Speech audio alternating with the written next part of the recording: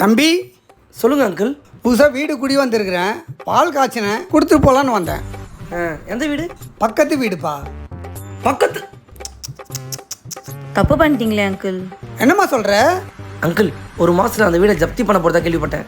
அப்படியா? எவ்வளோ uncle lease? 10 லட்சமா? 10 லட்சமா? மறந்துருங்க அங்கிள் அந்த காசை.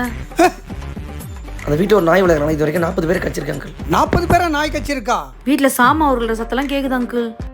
ஐயோ, நைட்ல ஒரு கேவலமான குரல்ல பாட்டு பாட சத்தெல்லாம் கேட்கும் அங்கிள். கேக்குதா? கேக்குதா? தம்பி, இப்போ பாடுறது என் ஒய்ஃபுப்பா. சாரி அங்கிள், ஆண்டி கிட்ட சாரி சொல்லுங்க அங்கிள். பரவாயில்லப்பா. தண்ணி காசு, முறவாசல் காசுலாம் மாசம் மாசம் ஏற்றினே இருப்பாங்க அங்கிள். நெருப்பெல்லாம் கொளுத்தி சாங்கியெல்லாம் பண்ணுவாங்க அங்கிள். சரிப்பா, இந்த பாலை பிடிங்க. ஹேய் அங்கிள், ப்ளீஸ் அங்கிள், எத்திருமோ அங்கிள், எத்திருமோ அங்கிள். பாலை கூட வாங்க மாட்டுறாங்க. பார்த்து பார்த்து பார்த்தியா இருக்குப்பா, செவுத்துல படாம இருக்கு. அங்கிள், என்ன அங்கிள் சாமான்லாம் இறக்கி நிற்கிறீங்க? வீடு காலி பண்ணுறேன்ப்பா. நல்ல வேலை அங்கிள், இல்லைன்னா அந்த வீடு உங்களை காலி பண்ணியிருக்கோம்.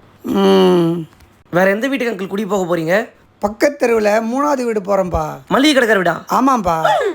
வாயிட்டு முடியலாம் போவோம். தம்பி என்னப்பா சொல்லிட்டு போப்பா, தம்பி என்னப்பா சொல்லிட்டு போப்பா.